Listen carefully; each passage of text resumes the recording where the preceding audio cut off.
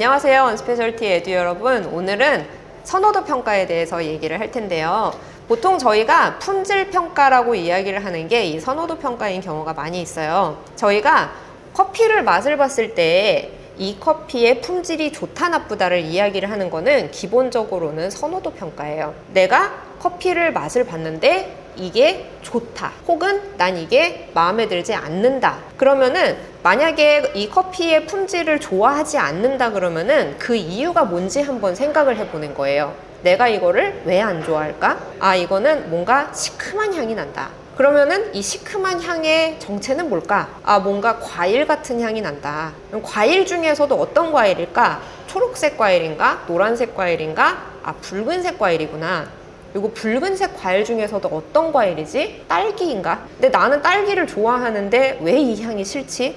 아, 이거 썩은 딸기의 향이 난다. 이런 식으로 구체화를 하는 거죠. 그래서 아, 이거는 썩은 딸기의 향이 나니까 나는 이거를 안 좋아한다. 혹은 나는 이 썩은 딸기의 향 때문에 이거를 품질을 안 좋다고 본다 라고 이야기를 하는 거예요. 이제 저희가 업계에서 품질이 좋다 나쁘다라고 이야기를 하는 건 결국은 업계의 선호도를 사용을 하는 거죠. 이 업계에서는 그러한 향을 좋지 않다고 느끼기 때문에 대부분의 업계 종사자 혹은 소비자들이 좋아하지 않는, 선호하지 않는 특성을 품질을 낮게 보는 거죠. 이제 지금 말씀드린 것처럼 저희가 선호도에 대해서 이야기를 할 때에는 이 용어를 객관적으로 이야기할 수 있어야 돼요. 다시 말해서 자세하게 왜 그런 평가를 내리게 됐는지를 의사소통을 할 수 있도록 단어적으로 표현을 하는 훈련이 필요해요. 그래서 앞서서 저희가 했었던 강도 평가랑은 다르게 선호도 평가에는 이 단어적인 훈련이 굉장히 중요합니다. 저희가 앞서서 강도 평가를 할 때에는 개정 전에 커피 테이스터스 플레이버 휠이라고 하는 걸 사용을 했어요. 기존에 테드 링글이 만들었었던 커피 테이스터스 플레이버 휠은 화학자인 테드 링글의 그 입장에 맞게끔 커피가 어떤 식으로 향과 맛이 구성되어 있는지를 보여주는 구조도표의 역할을 하고 있어요. 그래서 커피의 맛과 향은 어떤 역할을 하는지, 그리고 어떤 이유에서 생겨났는지 이런 것들을 이야기를 하는데, 개정이 된 이후의 플레이버 휠은 2016년에 개정이 되는데요. 이거는 단어집의 역할을 하고 있어요. 사진에서 보시는 이거는요, 푸드 사이언스라고 하는 잡지에 나온 개정된 플레이버 휠의 그 연구 결과 발표인데요. 당시에 이 플레이버 휠은 센서리 렉시콘이라고 하는 서적과 같이 출판이 됐습니다. 렉시콘이라고 하는 걸 단어를 찾아보시면은 단어집이라고 되어 있거든요. 그래서 이 개정이 된 플레이버 휠은 기존의 테드 링글의 플레이버 휠과는 다르게 우리가 커피업계에 있는, 혹은 커피업계를 관심을 가지는 일반 소비자들 간의 의사소통을 하는 데 조금은 더 중점을 두고 있어요. SCA와 WCR이라고 하는 월드 커피 리서치라고 하는 연구단체, 그리고 UC 데이비스라고 하는 관능학으로 유명한 대학교에서 같이 연구를 한 연구 결과를 담고 있습니다. 커피에서 사람들이 느끼는 단어들 13개의 커피 산지에서 103개의 품종을 110개의 단어로 정리를 한 단어집이에요. 그래서 일반적으로 스페셜티 커피를 사람들이 경험을 할 때 많이 사용을 하는 용어들은 어떤 것이 있으며, 이것들을 어떻게 사람들이 경험을 할 수 있는지, 어떤 제품의 향을 어떤 식으로 맛을 보고 향을 맡을 때 이것과 동일한 것을 경험을 할 수 있는지를 백과사전처럼 정리를 한 거예요. 그래서 당시에 그 커피 연구에는 커피 전문가뿐만 아니라 석학들과 일반인 패널들도 같이 참여를 해서 이 평가 결과가 관능학에서도 굉장히 의미 있는 실험이었기 때문에 이 푸드 사이언스라고 하는 저널에도 소개가 되었습니다. 테드 링글의 플레이버 휠과는 다르게 이 개정된 플레이버 휠 같은 경우에는 향 중심으로 설명이 되어 있어요. 그래서 커피에서 느껴지는 다양한 향들을 여러 가지의 그룹으로 나눠서 표현을 하고 있는데요. 최근에 저희 스페셜티 업계가 조금 이제 커지면서 다양한 품종들도 생기고 또 우리가 기존에는 경험을 하지 못했었던 커피의 향미들이 있잖아요. 그런 향미들을 조금 더 다채롭게 표현을 할 수 있도록 여러 가지의 용어들을 정리를 해놨습니다. 향을 이야기할 때 굉장히 좋은 교보제로 사용을 할 수 있는 게 이 개정이 된 플레이버 휠이라고 보실 수 있고요. 만약에 내가 이 각각의 향을 실제 렉시콘을 개발을 했었던 사람들의 의도대로 경험을 하고 싶다라고 한다면은 센서리 렉시콘이라고 하는 SCA에서 다운을 받을 수 있는 그 자료가 있거든요. 월드커피 리서치 센터에서 다운을 받을 수 있는 자료가 있는데 그 무료 자료를 보시고 해당하는 제품을 구입을 해서 경험을 해보시는 것도 좋은 방법이기는 합니다. 다만 이 센서리 렉시콘 같은 경우에는 그 연구의 한계점에서도 스스로 밝히고 있는 내용이긴 한데요. 미국 소비자들을 대상으로 해서 진행이 됐었던 실험이었어요. 그래서 뭐 이후에 중동이라던가 다른 지역에서도 이 동일한 실험이 진행이 된다고는 했지만은 현재 배포되어 있는 센서리 렉시콘 같은 경우에는 미국 소비자들을 대상으로 미국 제품을 가지고 이 렉시콘을 정리를 했기 때문에 우리가 그 제품들을 구하기도 사실은 쉽지 않고 그리고 경험을 했을 때 그거를 잘 느끼기도 좀 쉽지 않거든요. 그러니까 예를 들어서 블랙커런트 젤리라고 얘기를 들었을 때 우리는 그 향을 쉽게 상상할 수 없잖아요. 근데 그곳에서 사람들이 많이 먹는 블랙커런트 젤리가 있단 말이에요. 그래서 미국에 있는 사람들은 블랙커런트 젤리의 향이라고 이야기를 하겠죠. 근데 또 반대로 우리나라 소비자 같은 경우에는 그 제리뽀 오렌지 맛이라고 하면 그거라고 생각을 하잖아요. 이제 그런 식으로 렉시콘에서 사용을 하는 제품들이 미국에서 많이 사용을 하는 제품들이다 보니까 한번 경험을 해보길 원하신다면은 뭐 해외 구매 대행이라던가 혹은 SCA에서 주기적으로 이제 주최하는 센서리 서밋이라고 하는 게 있는데 그 서밋에 참가를 하시는 것도 가능합니다. 렉시콘이 아니고서도 커피 업계에는 굉장히 다양한 교보제가 있어요. 그래서 우리가 커핑을 하고 품질 평가를 할 때 사용을 하는 단어들을 아주 많이 소개를 하고 있는데요. 많이 알려진 걸로는 카운터컬처에서 배포하고 있는 무료 자료들도 있고요. 이제 지금부터는 제가 몇 개의 자료들을 조금 정리를 한 것들을 도표로 보여드릴 텐데요. 일단 저희가 표현을 할 때에는 질감적인 표현과 신맛에 대한 표현들이 굉장히 많이 발달이 되어 있습니다.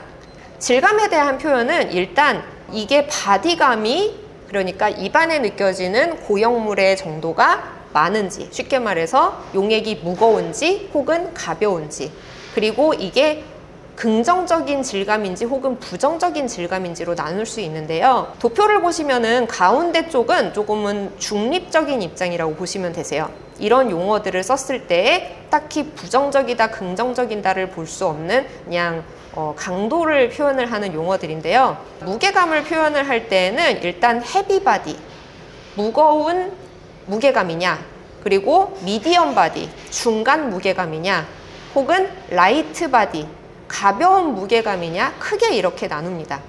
그리고 이것들이 각각의 무게에서 얼만큼 긍정적이고 부정적인지에 따라서 다양한 용어들을 사용을 해요. 용어를 사용을 할 때 보통은 긍정적이고 부정적인 경우가 있지만은 굉장히 흔치 않게 중립적으로 사용이 되는 게 T라이크입니다. 그래서 T라이크 같은 경우에는 말 그대로 우려낸 차 같은 질감이라는 뜻이라서 이 자체로는 뭐 대단히 긍정적이고 부정적인 뜻을 가지고 있지 않습니다. 이제 해외에서 대외 심사를 하거나 할 때 이거를 부정적인 표현으로 할 때는 과추출된 티 같은, 그러니까 오버 익스트랙티드 티 라이크 이런 식으로 부정적으로 뭔가 다른 형용사를 붙여서 하는 경우들도 있어요. 먼저 긍정적인 것부터 설명을 드리면은요, 가벼운 쪽부터 설명을 드릴게요.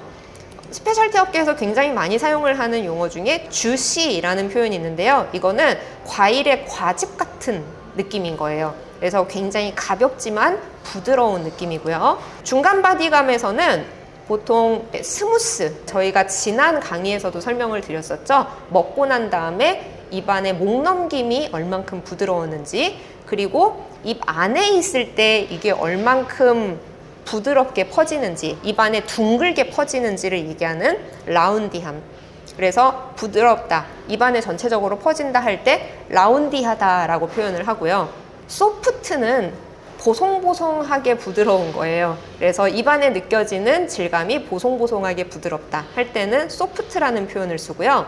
부드럽지만은 약간 기름진 매끄러움이 있다 이럴 때는 실키라는 표현을 씁니다. 그리고 이제 시럽이라고 하는 거는 말 그대로 약간 농축을 시킨 당분 같은 매끄러운 질감을 가지고 있는 건데요. 시럽 같은 질감이라 그래서 시럽이라는 표현을 씁니다. 조금 무거우면서도 긍정적인 표현으로는 풀에서 보통 풀바디라고 하는데요. 풀바디라는 표현은 헤비바디와 기본적으로 같은 의미예요. 그런데 헤비바디라고 하면은 그냥 무겁다. 근데 풀바디라고 하면 아, 바디가 꽉 찼다. 이제 이런 식으로 표현을 하는 거고요. 리치는 진하고 농후한 그런 뜻을 가지고 있거든요. 그래서 농후한, 아주 바디감이 높으면서도 농후한 그런 뜻이고요. 벨베티 같은 경우에는 벨벳 아시죠? 약간 부드러운 천인데요. 촘촘하면서도 매끄럽고 살짝 기름지잖아요. 입안에 그런 느낌이 느껴지는 거예요. 그래서 마치 벨벳 같은 무겁고 보드라운 질감을 가지고 있다 할 때 벨베티라고 하고요. 크리미는 약간 유지방분이 느껴지는 미끄럽고 매끈한 느낌인데 그게 굉장히 긍정적일 때 크림이라는 표현을 씁니다. 다음으로 이제 부정적인 거, 가벼운 거부터 말씀을 드릴 텐데요.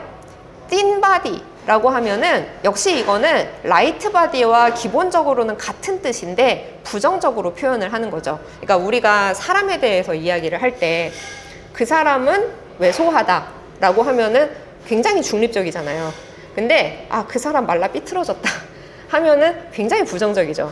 그래서 동일한 뜻이지만은 약간은 부정적으로 표현을 하는 겁니다. 그래서 thin body라고 하면은 바디가 너무 얇아서 뭐 느낄 것도 없다 할 때 thin body라고 하고요. watery라고 하는 거는 거의 느낄 수 있는 고형분이 없다, 물 같다 할 때 watery라는 표현을 씁니다. 다음으로 모든 사실 무게감에서 사용을 하는 이제 용어들인데요. sharp라고 하는 거는 이거는 뒤에서 산미 표현에서도 나오긴 하는데 질감에서도 입안을 핥히는 듯한 날카로운 느낌, 자극적인 느낌 이런 것들을 샤프라고 하고요. 초키는요, 지금 이 영상을 보시는 분들 중에는 분필 세대가 아닌 분들도 많이 계실 텐데요. 분필을 이렇게 닦고서 지우개를 탈탈 털면은 거기에서 가루 같은 게 많이 나와요. 네, MZ 세대 여러분들은 모르실 거예요. 그래서 분필 가루가 입안에 느껴지는 것 같은 뻑뻑함, 그런 것들을 초키라고 하고요. 파우더리는 말 그대로 가루가 입안에 느껴지는 이제 분필 같은 느낌은 아니지만 뭐 밀가루라던가 입자가 거친 가루 같은 것들이 입안에 있는 느낌, 그런 거를 파우더리라고 합니다. 러프는 말 그대로 거친 거, 그래서 입안이 뻑뻑해지고 거친 질감을 뜻하고요. 어스트린젠트, 이제 저희가 떫은이라고 할 때 어스트린젠시 표현을 쓰는데 이거는 바나나 껍질을 먹을 때처럼 혹은 덜 익은 과일을 먹을 때처럼 혀가 약간 오그라드는 듯한 떫은 느낌, 이런 것들을 어스트린젠트라고 합니다.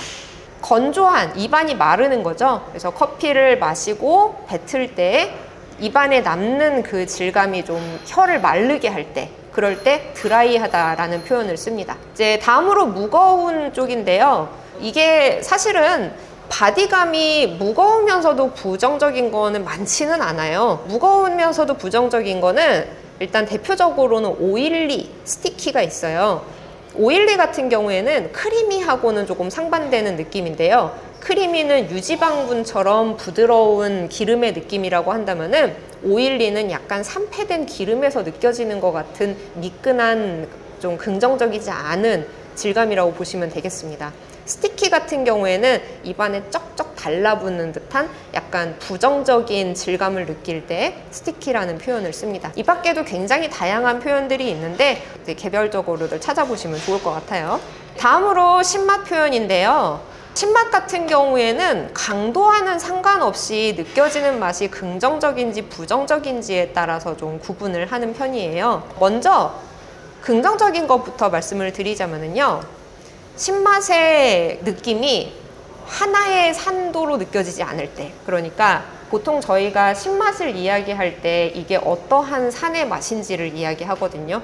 그래서 구연산이냐, 뭐 인산의 느낌이냐, 혹은 뭐 사과산의 느낌이냐 하는 그런 것들로 이야기를 하는데, 이것들이 되게 다채롭게 섞여 있으면서도 어느 하나가 강하지 않고 모든 것들이 약하게 다채롭게 섞여 있다 할 때 섬세하다 라는 표현을 해요.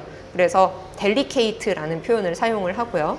조금 신맛이 강한데 부정적이지 않을 때, 산뜻한 느낌, 생동감 있는 느낌을 줄 때 bright 혹은 vibrant라는 표현을 씁니다. vibrant 같은 경우에는 bright에 비해서 조금은 더 경쾌한 느낌일 때 vibrant라는 표현을 쓰고요. mild는 신맛이 그렇게 강하지는 않지만은 산미가 적당히 있을 때, 근데 가끔은 이 mild라는 표현이 조금은 부정적으로 쓰이는 경우도 있어요.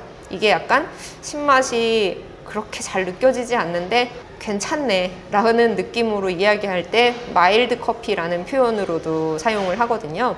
다음으로 이제 밸런스드, 이거는 조화로운 혹은 균형감이 있는 이라는 건데요. 이거는 사실 신맛에 대한 단일 표현이라기보다는 우리가 맛 표현을 할 때 다른 맛들하고 이 신맛이 혹은 단맛이 잘 균형을 잡혀 있는지를 이야기를 해요.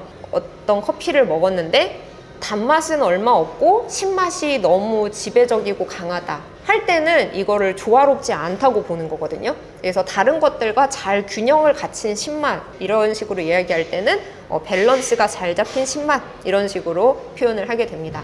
중립적으로는 신맛이 강한지 약한지를 또 얘기를 할 수 있는데요. 바디감과는 다르게 헤비, 라이트 이런 식으로 표현을 하는 게 아니라 높냐 낮냐로 이야기를 해요. 혹은 강하냐 약하냐로 이야기를 하거든요.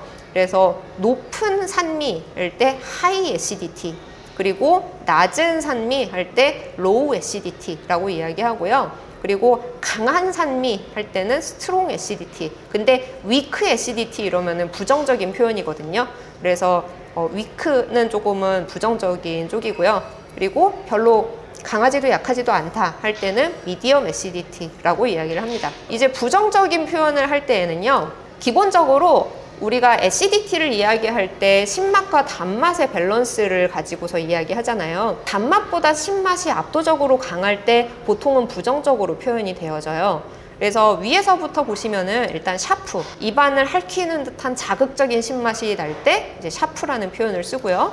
그리고 아까 말씀드린 것처럼 이 신맛이 거의 없다, 다른 거에 비해서 너무 약하다 할 때 weak라는 표현을 쓰고요. 단맛이 없이 신맛만 느껴진다 할 때는 acid가 아니라 sour라고 이야기합니다. 그리고 신맛이 잘 느껴지지 않는다, 이거는 향미 표현에서도 잘 하는데요. 뮤트는 음소거 버튼에 뮤트라고 써 있거든요. 그래서 음소거 버튼을 누른 것처럼 잘 느껴지지 않는다 할 때 뮤티드라는 표현을 쓰고요. 아크리드는 약간 쏘는 신맛, 이제 아크리드하고 같이 주로 나오는 표현이 랜시드예요. 그래서 볶아놓은 지 오래된 커피라던가 그런 커피들에서 기름이 산패될 때 나오는 신맛, 그런 것들을 랜시드라고 하고요. 아까 델리케이트에 대해서 이야기할 때 신맛을 내는 여러 가지 산 성분이 있다고 했는데요. 그 중에서도 초산은 조금은 부정적인 편입니다. 그래서 초산의 맛으로 신맛이 오게 되면은 보통 우리는 그걸 부정적으로 이야기를 해요. 그래서 아세틱 애시드, 이게 초산이란 뜻이거든요. 그래서 아세틱 애시드의 맛이 나오면은 이것도 부정적으로 이야기합니다. 그리고 harsh라고 하는 이 표현은 단어적으로 보면은 너무 심한, 지나친, 약간 이런 식으로 되어 있는데, 이제 산미에서 이야기를 할 때는 강도도 강하고 굉장히 부정적일 때 이거 너무 harsh하다라고 이야기를 하고요. 이제 밸런스가 안 잡힌, 다른 맛들과 조화가 되지 않는 이럴 때 unbalanced라는 표현을 쓰고, 이거를 조금 풀어서 말할 때 신맛이 다른 맛을 압도한다 하면은 overpowering 혹은 overpower라는 표현을 사용을 해요. 오버파워된 신맛이 다른 맛을 맛보는 것을 방해한다, 이제 이런 식으로 사용을 합니다. 그래서 동일한 방식으로 도미넌트라는 표현을 쓰는데, 도미넌트한 신맛이 단맛을 방해한다, 이제 이런 식으로, 혹은 도미넌트한 신맛과 약간의 쓴맛이 안 좋은 밸런스를 이룬다, 이런 식으로 우리가 표현을 하게 됩니다. 이제 타르트인데요. 타르트 같은 경우에는 타르타르 애시드의 느낌하고 굉장히 비슷해요. 그래서 약간은 거친 그 신맛, 마치 살짝 덜 익은 포도 껍질을 먹을 때와 같은 자극적이면서도 살짝 거칠고 입안을 쏘는 듯한 신맛이 느껴질 때 타르트라고 합니다. 이런 식으로 저희가 선호도 평가를 할 때는 이 밖에도 굉장히 다양한 용어들을 사용을 해서 이것들을 자세하게 설명을 해야 돼요. 왼쪽에 있는 플러스 과일 산미라고 이제 되어 있는 게 그런 사례라고 보시면 되는데요. 내가 이거를 좋다고 이야기하고 싶은데 이걸 뭐라고 얘기를 해야 될지 모르겠다 할 때 이거는 마치 잘 익은 딸기의 산미와도 같다, 이런 식으로들 표현을 하거든요. 그래서 비단 제가 그 사례로 들려드린 것 이외에도 다양한 다른 식품과 같이 연결을 해서 난 이게 되게 안 좋은데 이건 마치 덜 익은 레몬에서 느껴지는 산미 같다, 이런 식으로도 표현이 가능합니다. 그래서 다양한 표현들이 가능하니까 이제 이런 훈련들을 하실 때는 혼자서 하시는 것보다는 여러 사람들과 함께 용어를 교환을 해보시는 것도 좋고요. 커피뿐만 아니라 다양한 식재료들을 경험을 하면서 거기에 대해서 많은 이야기를 해보시는 게 굉장히 좋은 훈련이 될 거라고 생각합니다. 수고하셨습니다.